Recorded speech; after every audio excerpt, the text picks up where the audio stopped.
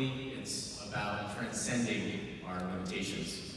And this is the fundamental premise of transhumanism, and it's the broadest definition that I can think of. So we'll definitely get some table setting here, just for everybody that's approaching this at the highest level. But I'm excited to talk to the people that are actually living and working with these principles to achieve their own version of the singularity. So we'll talk to the forefather of the movement himself.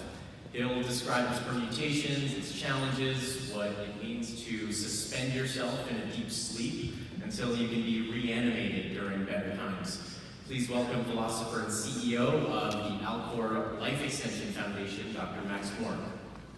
Please give him a welcome. We'll talk with my friend, Moon Ribas, a cyborg artist with a sensor implanted in her feet to feel earthquakes. Moon has a much broader take on transspecies rights and reveals why it isn't always about better, stronger, faster, smarter, or more immortal. Sometimes it's just about the richness of experience. Please give Moon Ribas a warm welcome. Finally, we'll explore whole brain emulation with an expert neuroscientist who coined the term and will illustrate the process of achieving what's called substrate independence. Some call it mind uploading. It's my favorite dinner topic of all time. Please show your appreciation for Dr. Randal Koene.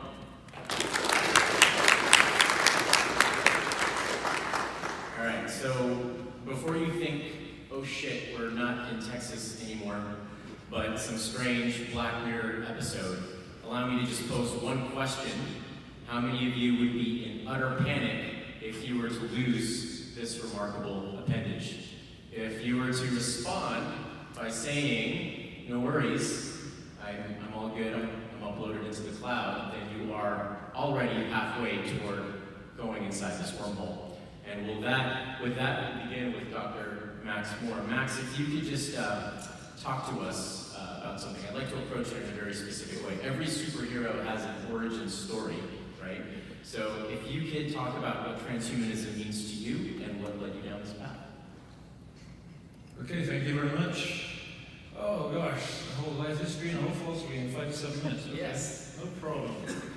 So my name is Max Moore. I wrote what really is modern transhumanism. You can find roots in transhumanist ideas going way, way back.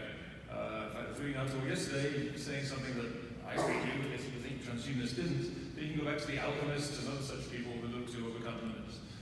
So yes, it's a rich history, but it really stems from the way I think of it as transhumanism as well as transhumanism. So what do I mean by that? Well, the transhumanism part really means that transhumanism builds off Enlightenment humanism. And that was all about using science and technology and reason to improve the human condition. It took a pretty agnostic view about whether there's any higher power, basically saying, well, if there is, he or she already can do much for us, we have to do this for ourselves. Transhumanism kind of takes that to the next level. That's really where the transhumanism part comes in that basically what transhumanists are saying is that it is both possible and desirable to fundamentally alter the human condition.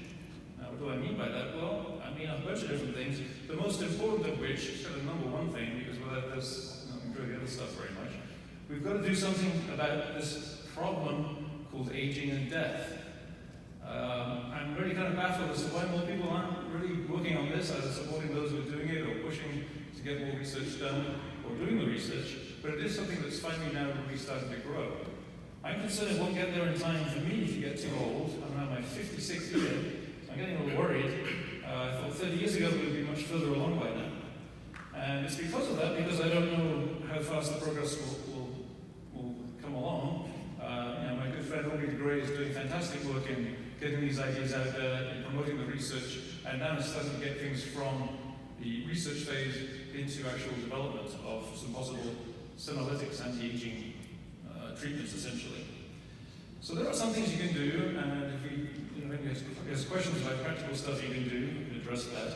The main thing that I do right now, that I've been doing for the last 8 or so years, in terms of being the CEO, I run the Alcor Life Extension Foundation, which is actually the world's leading cryonics organization. I say leading, that's like 4, but still. We have the most advanced procedures, I think the most strong institutional setup. We've been going for 46 years. I've been a member since 1986, however long that is. But running it for the last 8 or so. And what we do essentially is, cryonics, really, the way to think of it is, it's an extension of emergency medicine. What we do, hopefully, in this scenario, we get some advance warning, we send a team to stand by the bed, so that when someone is declared legally dead, because right now we have to wait for that, it will always be true, but otherwise we can be in trouble. So the doctor says, I declare you legally dead. So, well, how can we possibly do anything? You're dead, right? Well, no, because let's say it's 1960, and one of you just suddenly keels over, you stop breathing, you stop breathing. We just check your vitals and we say, he's dead, Jim. And that was it. You consider dead. Today we don't consider you dead, we consider you in need of emergency medical treatment. We do CPR, defibrillation, and in many cases, you come back to life. So you weren't really dead. So we believe the same is the case with someone today. When the doctor says, I declare you dead, what does that actually mean? It really means, I don't know what else I can do. I can maybe resuscitate you briefly, but what's the point? You're suffering from fluid in the lungs, which is just awful. You're just going to fail again in a few seconds or minutes. So it's kind of a fairly arbitrary line. And if you think about it, if dead was dead, people are always saying to me, because they're idiots, and I haven't thought about it for a second, if that was true, if dead was just dead, you couldn't harvest organs and give them to living people. Right? Things don't just die instantly. It actually takes quite a while. So ideally, we like to be there right away and begin immediate cooling externally, and then go through a kind of complex process, which I can go into more detail if you want. But end up actually protecting the cells against ice formation, because that's really bad stuff, there's a lot of damage, by using a cryoprotectant, essentially a medical grade antifreeze. And then eventually store you at minus 320 Fahrenheit, at which temperature you can sit there for centuries if necessary. So hopefully within the next 50 to 100 years, we'll develop medical repair devices to such an extent that we'll be able to reverse the cryopreservation process, reverse whatever it was that caused you to die in today's sense, and to actually reverse aging. So you won't come back as a 95-year-old, you'll come back at your best. Or maybe better. You can leave instructions from a transhumanist point of view, say, yeah, do some gene tweaks, get rid of that depression or anxiety gene, fix my bad back or my bad eyes. So, very briefly as to how I think of transhumanism, so cryonics is really an integral part of the life extension part, but it's not just life extension. We want to live indefinitely, we want to enhance our capability so we can enjoy that great universe out there. We're really pretty stupid beings. We've just got a few pounds of meat up here, which is not ideal thinking material. I think eventually we'll discuss some much better possibilities. But I think even in the biology, we can do a lot to improve it once we develop the right technologies, tell nerve growth factor how to change the growth of neural pathways, putting in synthetic neurons. We should be able to actually increase our intellectual capabilities and our ability to remember, to process information, to reason. I think we can do a lot of help along those lines. But also to improve our senses, to add new senses. Really, if you look at animals, they have incredible senses that we don't have because we didn't really absolutely need those. And also our emotions. It's also about emotional refinement. Right now we've kind of evolved this stupid animal brain that basically needs to know when it's in danger. Tiger running out, you feel fear, activate the cortex, tell me to run. We don't have much going the other way telling us why we're feeling miserable or depressed or angry or whatever. We don't really have those pathways, but maybe we can build those in. So it's really about a whole bunch of different things. One very important principle I want to mention briefly as part of, especially if I speak in Europe, especially in Germany, and I start talking about improving human beings. Someone always stands up, oh, we've heard those ideas in our country before. Well, okay. So it's very important I emphasize the principle of morphological freedom, which basically is a core part of transhumanism, and it says you individually have the right to decide whether you get upgrades or not. No central authority should impose that on you. So that's about my time. I'd like to mention some other stuff like the direction principle later on if I get a chance. But that's basically my quick take on transhumanism. Thank you. Thank you, Max. I'll definitely come back to that. There's definitely a lot of dots to connect there, especially when you're talking about widening your senses, getting a little bit deeper with emotions, and having a broader depth and breadth of sensory experience. And I think that's a nice softball to Moon. And that's why I wanted you to speak first, was to give her those softballs. So Moon, tell us what it's like to be a living cyborg, to have sensors in your feet to actually detect seismic patterns across the Earth and beyond. Cool, yeah, thank you. I'll try to talk also very fast on this. Yeah, no, actually I relate to what you said. So first of all, well, I guess I identify myself as a cyborg because I have some implants in my body that allow me to extend my senses beyond my natural senses. I mean, there are many things that happen around us that we don't perceive because our senses are limited. But everything started because I'm actually a choreographer and a dancer, and I was studying dancing in college, and we were encouraged to use technology in our dance pieces. But I was actually always very distant to technology. I always felt that technology in the arts was very cold and made me distant about the reality. But in a way, I thought that actually, instead of using technology as a tool, if I use technology as part of the dancer, it would be a more natural union. And also realize that actually, as a choreographer, I guess you can create movement, but also you can find movement. There are many things that move around us that we don't perceive. And I knew that if I unite myself with technology, I could perceive movement in the deepest way I could. And I did different projects, also like about a project about the speed of the people walking in front of me, also about the presence that I had behind. Until I wanted to perceive a more universal movement, a movement that didn't depend on people. And then I realized that actually Earth is constantly moving, not only rotates by itself all around the sun, but it shakes constantly through earthquakes. And I thought it would be fascinating to be united to this huge and natural movement, to this constantly and the most primitive movement I could think of, but most of the time this movement is imperceptible. So this is where, since 2013, my body is permanently connected to online seismographs that allows me to perceive the seismic activity of the planet in real time. So now this is the count of the implant. And for example, now I'm here in Austin, but if there's an earthquake in California or in Japan or in Greece, I would feel a vibration inside the field. Depending on the intensity of the earthquake, the vibration I feel is stronger or less strong. And I call this the seismic sense, the sense of the seismic activity of the planet.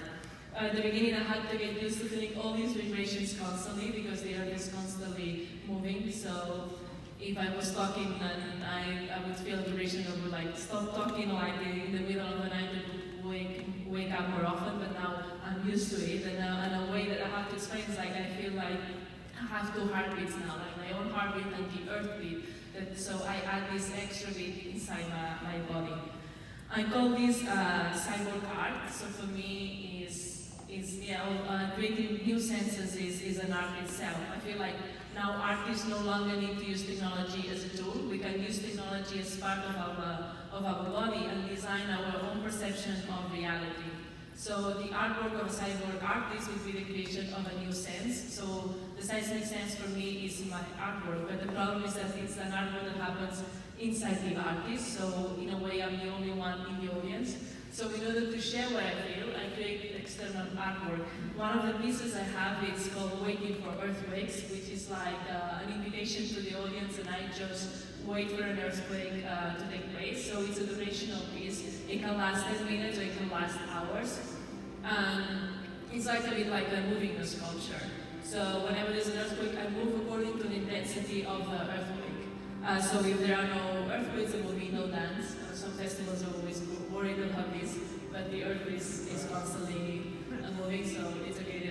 There's always going to be some dance. It's a bit between a duet between the earth and myself. Actually, the earth is the choreographer of the piece, and I'm just interpreting the real data. Another way that I have to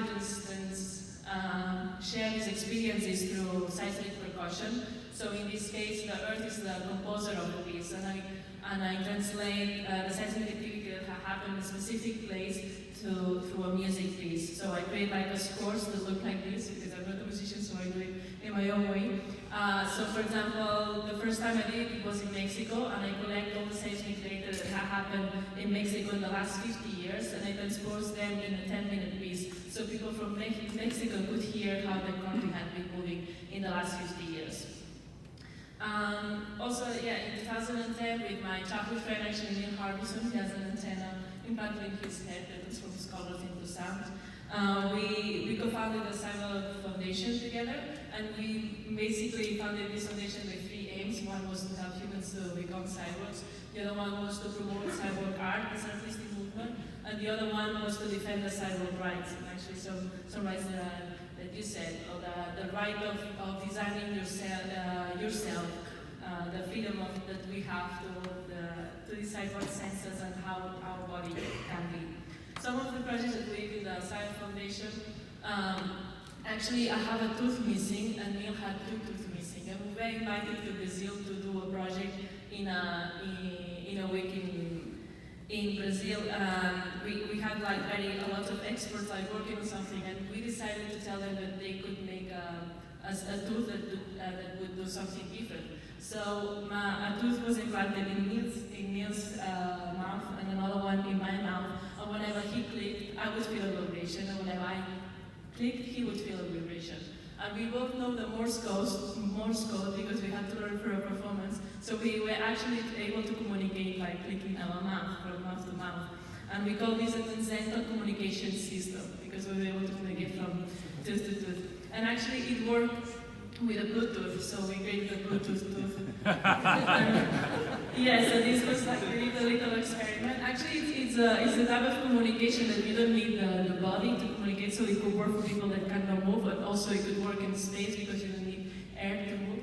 And we did like a little demonstration. I was sitting at the end of the table, and he was sitting at the other end, so and the audience would write a word, and then I would be clicking, and then Neil would write the word, so it was the first attempt of the transcendental communication system. Actually, these senses, actually that now that I feel like I'm a cyborg and I have this extra sense, I don't feel closer to robots or to machines, I feel closer to the earth and to planet because I can feel that the planet is constantly moving, and also to other animals because maybe I can relate how they perceive reality. So, yeah, actually all these senses connect us to nature, the other senses that we have.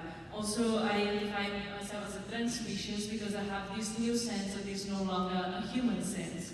So it's I think it's a bit different from transhumanism because maybe transhumanism is based on improving the body, and we base more about changing the experience, how we experience the reality. We actually founded the Species Society in Barcelona. It's a lab, it's like a community where people can come and we create new senses and we do events. And actually I want to point out in this, like the logo, because we think that some people have this image that humans are like a closed circle, that we are always being the same, but actually I like this logo because it's like an open circle. It's like we can decide how we want to be. And actually humans, we never been always like in the same way, because we were bacteria, then we went to the sea, then we went to trees, we became humans, and now maybe we'll become something else. And so I think part of this evolution is also a natural evolution of us. Yeah, the concept also like this, I think for hundreds and hundreds of years, humans have been changing the environment in order to live more comfortable. But maybe we have arrived at the time that we should design ourselves in order to live more according of how our planet is. Yeah, I just like the last project, like actually my current project is to connect the seismicity of the moon to the moonquakes, and this will actually allow me to be physically alert and having my feet on the moon. And we call this to be a senstronaut. We don't feel that you need to go physically in space in order to explore it, to be an astronaut. We can remain on Earth and have a new sense to explore space, and we call this to be senstronaut. And just to finish the idea of that, actually, I feel like we are the ones who need to decide how this union between humans and technology is. We are the ones who need to decide that the union between humans and technology make us closer to nature, to other species, and also to space. Thank you. I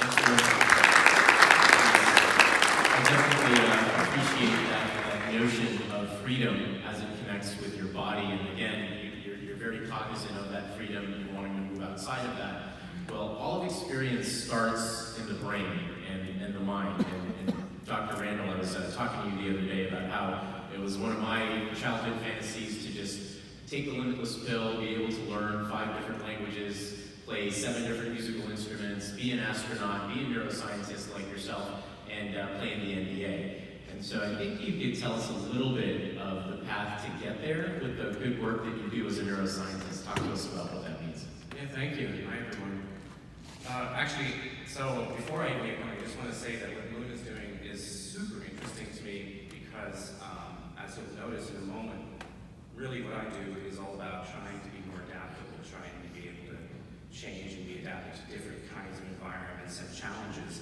And this is so interesting because not only is she taking the technology we have today to try to augment it in some way, but she's immediately exploring what it would be like if your senses are not localized where you are, if your senses are actually somewhere else, and bringing something to you from there, which is the sort of thing that, we think about a lot when we dream about what it would be like as a mind flow to say, have senses in various places or be able to embody yourself in different places, in different forms and things like that. But okay, going back to where does this all come from for me? Well, I grew up in a household that was kind of divided, or let's say, connected between science and art. My dad is a physicist and my mom was a ballet dancer and artist and musician. And so all ideas were open, basically. And we talked a lot about how the world is put together and what we're experiencing and all that sort of thing. And so it wasn't too strange that I thought a lot about, well, these are the things we can do, but what are our limitations? What are the things that I can't do? And look at all this wonderful stuff that I'd like to do, and I may not be able to because I'm just not good enough, or I don't have the time, or something like that. So then we start thinking about how do you get over these limitations, and if you follow that all the way through, ultimately, at least in my case, I started thinking about how everything that we experience in the world, ourselves, our minds, what goes on in those minds, the world itself, it's all emergent. It's emergent properties from smaller things, from parts, be it atoms and molecules, or be it the processes that are going on in the different parts of our brains among neurons. So that led me on a path towards thinking about these emergent processes and what runs those processes, and whether those things that are emergent, if they can become emergent in different ways. If, say, you could create the same emergent phenomenon, the same emergent property using biology and something that is not biological. So that, of course, as you can see, it leads towards thinking about things like, well, can you make an artificial brain that's very close to, artificial intelligence that people are working on in that area? Or can you build a replacement for a human brain, and can you do that? With what kind of technology can you do that? Could you make that entirely independent of the technology you use? So that led me on this zigzaggy career where I started out in academia, in sort of neuroscience with a background in physics and AI, and ended up working there for a while, and then also trying different paths where I was either working in research institutions that were outside of academia, like an institution called Tecnalia that was in Spain, where I worked for 2 years trying to build neural implants, and then ultimately to the startup scene in Silicon Valley and building companies around the ideas of transhumanist principles, as well as most recently the company Kernel that's in Los Angeles, where we started out trying to develop a neural prosthetic based on work by the lab of Theodore Berger at USC. Now, this is where it gets a little bit technical, and I'm not going to take this too far because I've only got a minute or two left. But basically, the idea of a neuroprosthetic is you want to replace the function of a piece of the brain using a chip, some kind of technology, or a computer. It's either software or hardware, it doesn't really matter.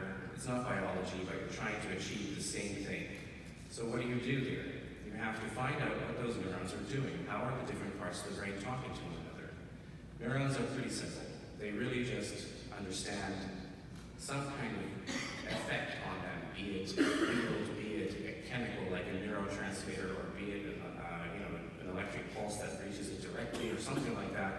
That changes something about that neuron. It changes its membrane potential, and then all it can do is it can fire. It can create an electric spike, and that is what other cells around it can detect. So this is what you have to capture if you're trying to understand how does everything inside the brain communicate. If you can get that, then you can build these neuroprosthetic devices. You can build a device that tries to mimic exactly the same thing, but in a different technology. And if you could do that for every part of the brain, and you could do it in a way that is specific enough for that particular person or patient, then you've got a whole brain relation, and that person has experienced the mind upload, so to speak. So that's the basic idea behind it, and we can talk in more detail about that when we get into the questions. I just wanted to point out that there are really two branches that this takes. There's the idea of you record from all the neurons, you try to make these prostheses, and then you build, you replace the parts of your brain in that way. Or you can preserve your brain the way that Max would do at Alcor, and then eventually you would take this preserved brain, you would image it after you slice it, typically, and those images would be used to take that structural information to then build those functional models, and again lead to a working brain integration. So now, what I do right now is I head up this foundation called the Carboncopies Foundation. We're a 501c3, and the main thing we're doing is we keep track of the roadmap towards whole brain emulation. We keep building out a network of researchers and experiments and labs. We try to help projects come about, and sometimes we also do events for the general public. We have one on the 16th that I might get to talk about a little bit as we get through the questions. So that's just kind of what I do right now. Thanks. All right. Thank you, Dr. Randal. I definitely want to come back to painting a picture, because I think the first instinct is to say, oh my God, these ideas are so audacious, so out there, so crazy, yet you've identified smaller instances in which they can be applied, such as neural prosthesis to help Alzheimer's patients, Parkinson's, those folks with Parkinson's. So coming back to you, Dr. Max, talk a little bit about some of the challenges that you would like to overcome in your lifetime, and talk a little bit about the clear path. Is there a tangible path toward the work that you're doing at Alcor? Obviously, there's some reservation about being able to really suspend your life and essentially freeze yourself until a later date. But what's the real path? What's the real timeline for it, and what are some of the challenges you'd like to overcome? Okay, very quickly before I directly answer that one, I'd just like to say that we're all kind of in tune in many ways. As what Moon was talking about, is definitely very much part of transhumanism. It's not just about bigger, faster, smarter. It's about feeling more and having more senses and experiencing more of the world, both internally and externally. And what Randal is doing is also very much a part of the broad transhumanist agenda. And Randal is kind of focusing on that, the whole brain emulation, uploading end of things. I'm currently focused more on the biological, preserving the biology, but they're totally compatible. As Randal said, one option would be, our basic scenario is we're going to bring you back in your genetically identical body, and for most people that's okay. Some people would actually prefer to come back as an upload. But there's a big philosophical argument there that some people would say, well, that wouldn't be me, that would be a copy of me, and I'm pretty gone. So that's a horrible argument that we have way too many times with people, but hopefully we won't get into that too much. But that is an option to come back from bionics further. And I personally do think in the long run, talk about development pathways, on the far side of that, I would eventually expect to be uploaded personally, because these bodies, no matter how we reinforce them, if you use nanotechnology, put diamond fiber in my spine and my skull, something is going to kill me eventually. It might be an asteroid landing on me, or get into a huge flying truck. So, given long enough, something's going to kill me. So you would do that then? And so let's just go back to that question, since we don't have a lot of time. So would it be you, and what interests you about doing that and completely expanding your... Well, because it really takes away all the limits of human biology. Rather than trying to work around and replace the neurons with synthetic neurons, you just get rid of the human biology, and that raises a lot of curious questions about what the limits are and how that can go wrong. But in the end, we evolved over millions of years, and that gave us certain capabilities, but also made us kind of stupid and limited in our senses. So that's what the goal has to be. And just a very brief on the bionics part of it, what I expect to see in the next 10 years is reliable, reversible cryopreservation of human organs, transplant, which will save a lot of lives. And once we can do that, well, the brain's an organ, so that's not too far off to see that step, I think. No, definitely. So Moon, do you like what you hear? For somebody that's already taken progressive steps, and you've taken pretty large steps, I would say, in broadening your expansive experience, any of these solutions or innovations sound appealing to you, and how would you personally use it in your own agenda, in your own life? It made me think about the piece about leaving my body after the death. I think I won't do it because I think I would be scared. I feel like now it's like giving the responsibility to someone else. I'm not sure if I would do it. I like maybe to accept my own sins, but I feel like I'm in control. Like I do it during my lifetime, but then putting my body after the death, I mean that means that someone else will have to wake me up, and I don't know if I trust this other people. I don't know. It's very risky. I mean, I'm not against it. I think it's really fascinating, but I'm not sure if I would do it. Oh wow! Even the cyborg has limits. So I think you did. So Dr. Randal, I think you could help us chunk this out a little bit, right? Because you're used to having these conversations. To me, I'm like, okay, is it me? Is it not me? If I upload my consciousness into my phone, if I'm completely duplicated, do I lose control? So help us stage out maybe a sort of maturity model. At the very end of the maturity model, my consciousness is in the cloud everywhere, Johnny Depp style of transcendence. Somewhere in between, you can use this to develop better memory, cognitive skills, with practical application. Help us chunk this out a little bit. I'd love to. I just want to say right up front that this is a topic that could itself be at least an hour. Easily. Yeah, easily. In fact, easily later. Tip of the iceberg. I think everybody realizes. We're going to do an event at the Carboncopies Foundation that is going to be exclusively about consciousness and about self and is it still me and all that stuff. But just to try to parse it out a little bit, first of all, when people say, is it still me, they sometimes mean different things. Like, sometimes they're worried about the process. To get from where I am to having an artificial brain, in that process, do I get lost somewhere? Is there a way that can happen? Or if they are generally worried that it would happen, is there a way that it wouldn't happen?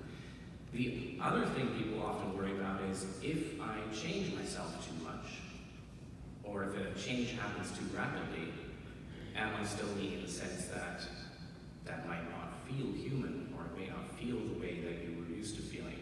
This is the sort of thing that you can worry about as well with various kinds of augmentation. And how much can you augment, and how quickly, and how many senses can you get, and how much overload, say, of these new senses could come at you, and would it still feel like you, and this sort of thing. Now the second one, I'm definitely not the expert. That's definitely Moon, I would say, who's the expert on that one. The first one, well, so first of all, in terms of the process for what we might call mind uploading, there are two very different paths that are getting the main attention. One of them is, as I said, this process of creating prosthetic replacements, which is generally a gradual process where you replace one piece at a time. The first adopters, of course, are patients who already need to have something replaced, like in the case of this so-called hippocampal prosthetic, where there are many patients who have had a stroke and their hippocampus doesn't work anymore on one side or both sides of the brain, and that means they can't make any new memories, or they're really bad at making new memories. And then they need an implant like that, a prosthetic, something to help them be able to make memories again. But they also gain additional capabilities that people didn't used to have, like being able to select which memories they want to keep, or being able to remember them in a different way, like saying, oh, what was I experiencing at 12 o'clock 2 days ago? Which is not something you can easily do right now. So the patients are the first explorers in that sense, and they're kind of superhuman in a way. And this process of gradual replacement is something that people often feel more comfortable with than, say, the idea of just having your brain preserved and then later having it imaged and then having a model built and then you're getting an artificial brain. And is that still you? Because many of us have a philosophy where we feel as if our consciousness has to be an unbroken stream. Now, first of all, that's not true. There are lots of researchers out there, scientists who can tell you and show you and demonstrate clearly that our consciousness comes in and out. We're not a stream of consciousness, first of all. But also this idea that, well, I'm in my body right now. This is where my consciousness is. How can my consciousness move to another brain if you're scanning it like this? That's, basically a dualist approach. It's kind of the idea of my soul is attached to my body right now. How do I tell my soul to walk over there? So this is a philosophical issue as much as it is a scientific issue. And that's why it can take an hour to talk about it. At least, probably more like, years. So anyway, at least there you have it laid out. Yeah, so that's good table setting still, just approaching it from a high level. But We don't have to go for an hour. People just need to go read my doctoral dissertation. Well, there you go. On my website. Yeah, for sure. But Dr. Max, I want to go back to you because you've commented on Dr. Koene's work just in terms of, well, yeah, I mean, that's the natural next step because we're changing our brains all the time. We're reading books, we're drinking, we're taking aspirin, we're taking drugs, so we're altering our cognitive abilities right now. So I think people are closer to it than they actually realize. But to go more around to talk around the ethical path though, since I do want to touch on some of the risks and how we can potentially start to be able to anticipate some of those risks. You developed some work around this whole notion of the pro-actionary principle, right? So it's a tool for making smarter decisions about advanced technologies and minimizing those specific types of dangers. Can you talk a little bit about that within this context? Because I wouldn't want anybody to control my brain, and we have a major data leakage problem as is on the web itself. So I don't know if I would open up my brain to that just yet. No, that's a very important point, I think, and I think you kind of have the same concern. And so, Randal and I may think to sort of skip over that a little bit because we're trying to talk about the basic ideas. But in practical reality, you're not going to upload your brain until you're really happy with the hardware platform or the distributed computing platform that you're going to be on, right? You're not going to trust a single company to control it. So that's a whole other level you can address. But still, in principle, yeah, that's what I want to do. After all, my body's controlling me a lot of the time right now. My hormones and my neurochemistry and my genetics are controlling me a lot. So I'm not really very free. And we think, oh, humans have free will. Not really. Not compared to a post-human being who can tweak everything. You really don't have a whole lot of free will. You've got a little bit around the edges. Now, on the issue of, you mentioned dualism. I'm not sure if you're saying some people have a dualist view or this is a dualist view. But from a philosophical perspective, actually, the idea that you can survive on a new platform, a non-biological platform, would be called functionalism, which is a bit different from dualism. We're not talking about a ghost in the shell. We're talking about mapping the functions of the brain and having that duplicate on a different platform. And in my view, I spent many years thinking about this. In my view, I would survive. Would I be the same person? Well, that's kind of a philosophical question. If you made two of me, then in some sense I haven't survived just because of logical identity. It's not transitive. I don't really care about that. What I care about is surviving, not being the same person. So if I completely survive in two new individuals, that's just as good. Except I have to argue against my wife, which could be a problem. Would you want to live forever? Do you want to live forever? I don't know. As we get in a million years. Ask you. You wouldn't be bored though. I can't imagine being bored. People who say, oh, that get boring. I can only make a list of things that you can visit for 1,000 years. There's going to be a whole bunch of new things, there'll be new senses. I can't imagine getting bored. But if I do get bored, I get to choose where to go. If I had enough after 5,230 years, that'd be my choice. Rather than just my heart valve gives out, oh dear, bye. That doesn't work for me. Okay. How about you, Moon? Would you be open to extending your life 500 years or more? And how would you adopt some of these aspects and principles? And how would you use it if you could live longer? Yeah, and usually this immortality thing, or like to live forever, I'm happy to die. I think I'm happy to there's an end, and then I always try to experience life in the deepest way and keep evolving during this lifetime. To live forever, I think it would be really messed up for me. I think it's really. I think it would have deep consequences to humans when you know that there's no end. I think it's too deep to cope. Yeah, absolutely. So Dr. Randal, coming back to that, because I think we opened up a black box, so to speak, in terms of ethical implications here. Let's go back to grounding the audience in practical application for the work that you do, and really just expanding the possibilities. What can you extract from this conversation in terms of the principles around the work that you do, your purpose, and kind of why? Why should we do this at all? So I'll start addressing that, but kind of from the end, because the end of your question kind of connects back to what you were asking Max and Moon. Because I do want to address this idea of, is it important to live longer or to try to go for immortality or something like that? And to that I want to say, personally, where it comes from when you start out on this road, for me anyway, yeah, sure, that was something that was interesting to me, being able to live longer. I don't think you find and a huge number of people here perhaps who would say, oh, you know, if I got to live to 150, that'd be too long. Or if I got to live to 250, that'd be too long. Maybe some people would stop somewhere there, but, you know, and none of us want to go back to where we only lived to 35 or something like that, you know, typical average lifespan a while ago. So it's a moving target. But really, the interesting thing is that over time, this whole concept, the idea of, okay, being able to understand the blueprints of life and of the brain and who we are and being able to adapt it to different challenges is something that kind of went away from being personal and being more about where does humanity go, where does society go. It's very hard for me to imagine that there is an advanced civilization out there that's older than we are, say, a few thousand years older, maybe 1 million years older, and they've had time to develop themselves, and they have not gone and figured out their own blueprint and how they work and being able to make themselves adapt to new things. I think that that is something that is necessary because species die all the time. They get wiped out for some reason, or they can't face the next challenge, or maybe they destroy themselves, which can also be an adaptation problem, right? The fact that we get stuck on the same goals all the time, and these goals are very primitive, and we end up blowing ourselves up in some sense.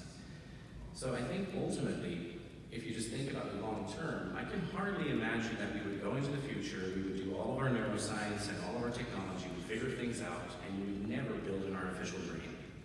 And there would never be any mind uploads of some sort. So it seems to me that it's kind of, this figuring out the blueprint is sort of the necessity for the whole species to move forward and to be able to say we have a really long future there. So it's not the lifespan of the individual, it's the lifespan of humanity. Are we the kind of species that makes it to the Industrial Revolution another 100 years after that and then kind of has a big downfall? Or are we the kind of society that eventually explores the stars and that can live in space and that doesn't need to build, you know, a little bubble that's just like the Earth to be able to live on Mars or to live in space, but can actually live in space? I think that's where it ultimately goes. It's about that. And that's also, you know, why, practically speaking, you're talking about practical things. When we talked earlier, you asked me about practical applications, and I was saying, well, you know, it's really hard to do very practical things now because either you have to build medical technology like that prosthetic hippocampus, and that has to go through FDA trials, you need to find ways to pay for those, and so forth. It's a really long route. Or you need to do something that is more about computers and models and diagnosis. But really, the interesting thing is the long term. And I would really like it if, as a society, we can start to think more in those terms. If we could say, okay, sure, maybe there isn't an application in the next 2 years for something that's going to make us billions of dollars. But if this is something that ultimately gives us so much, it's worth working on, even if you may not see this completed in your own lifetime. Unless you live longer, yeah. Actually, I just want to make a quick comment on this talk about forever and immortality, because I really don't like those words. I always sort of avoid those words, because it produces exactly the effect you just saw. Oh my God, forever! Forever's a long time, but we don't even know if we can live forever. We're not even sure if the universe supports forever, literally forever. We don't know if protons will decay, or if we'll just kind of spread out too far and lose energy at some point. Maybe we'll fix that problem, given enough time, and we'll be able to boom off new universes. You don't really know. That's a really long-term problem we can worry about later. But don't think about either I die when I die or I live forever. It's, again, your choice how long you live. And the problem with that is you think, oh God, I have to plan the next billion and trillion years, and you can't really do that. It's impossible. So don't think about that. Just think that I stop aging. I become more resistant to damage, and I live as long as I feel like living. Not worry about it forever. Awesome. Thank you, Dr. Max. Yeah. Hey, Moon, any closing comments on maybe something that Dr. Randal touched on the future of humanity? Are you hopeful? Are you optimistic about our abundance and being able to share collectively in all of these great technologies, or are we going to fuck it up? Yeah, you.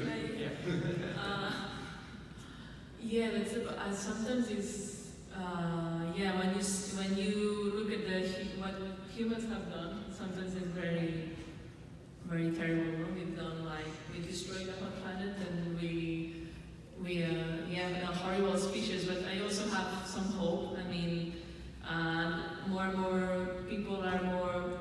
I think there is more empathy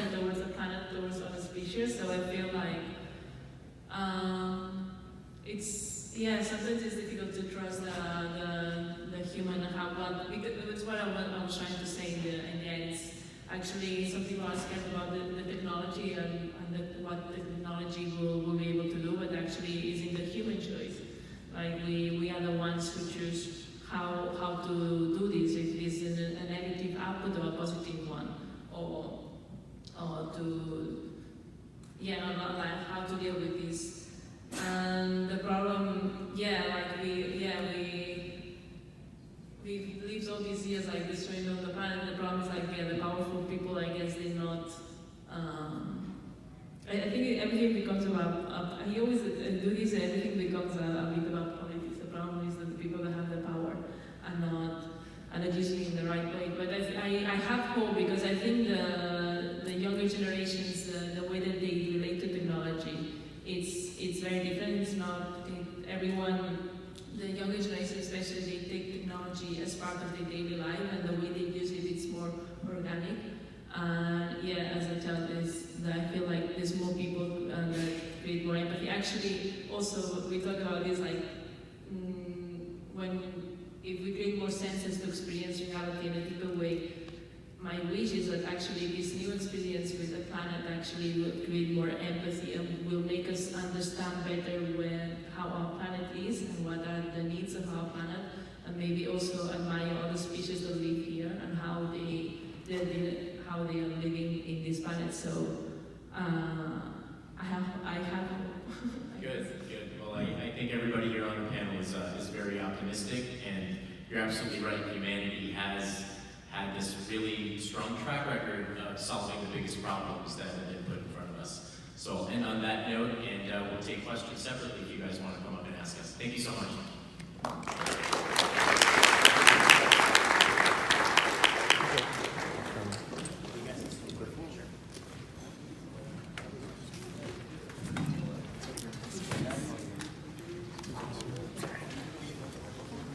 You guys are going to take a picture and then... Yeah, absolutely.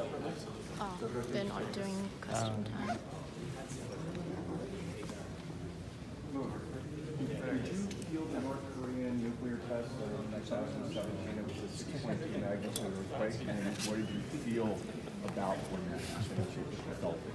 I feel whenever the seismographs feel, so if the seismograph felt it, I felt Did you it. feel it was not natural? It was like No, bad? unfortunately, I cannot differentiate because I just feel the seismographs. Is there a way you could play it back so that way you could do it against the outcome? Is there a way you could replay the seismograph with your sensor so that way you can feel how bad? Because it's a very bad thing, a nuclear test. No, it's horrible. Actually, I realize it's like really good because there's many because it's most of the time things bad happening. So now I got used to the big. That's pretty good.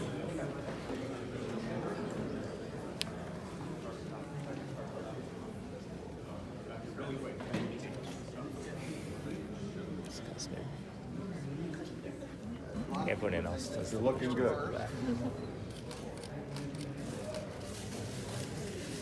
My turn.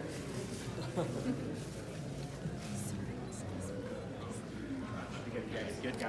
Thank you. Yeah. More? All right. Thank you. Thank you. All right. You guys, go ahead. Stick around. Okay, I don't want to monopolize more of your time. Thank you. All right. And I use neural implants to treat psychiatric. And we actually have a big project now comparing theories of consciousness. Temple Foundation just funded it. Oh, the Temple Foundation. Yeah. Okay, that's cool. Like huge grant to compare like integrated information theory of consciousness to global works theory. But so the point is this. You talk about mind upload, and I became a neuroscientist because I was interested in, basically I had a fear of death when I was very young, and I said, where do my thoughts come from? And I said, your brain. I said, how? And that began my journey of how to basically describe that. But the thing is that if you do a computer simulation, like a functionalist, the idea approach, and like download it and then put it in a simulation, I don't consciousness, right? Like just like if you simulate weather in a computer, it won't be wet, right? So for me, all that matters is consciousness, maintaining conscious awareness. That's life for me. So only I think building a neuromorphic computer that can change. Neurons are not static, right? So you can have a function on off, but then they change, they grow, they develop. So I don't think a simulation is going to give us consciousness. Depends on what level the simulation is. Which parts are relevant, which is not. She's got the water, simulated water is not wet. Which is, that's an argument I hear several times. In fact, my friend Keith Wiley's written up a paper about this recently, about simulated water is wet. You should read it probably. His arguments are good. So the main thrust of it is that have you ever brought a mammal back to life? What we talk about having consciousness, being able to aware and interact with planarians. We can do tissues, scaling about valves. A planarian's got a basic neural system, maybe. C. elegans, which is okay, yeah, so we've actually not only brought it back, we tested it for memory. Okay, so you're slowly getting there. The rest of my questions were actually. Negentropy is your extropy. It's just less negative as a word. It's Schrodinger's negative entropy. It's not exactly. It's more of a metaphor. It's not literally negentropy. It's more of a metaphor. There is a technical thermodynamic definition, information theory definition. It's not exactly the same. It's more of a metaphor for things that grow and improve and get better. So it's certainly reversing local entropy. Yeah, I'm a physicist, so I know that with sufficient excess-free energy, we can keep the entropy in our bodies down. The only problem is we're telling you're limited right now, but maybe we can fix that. Yeah. Lab animals done.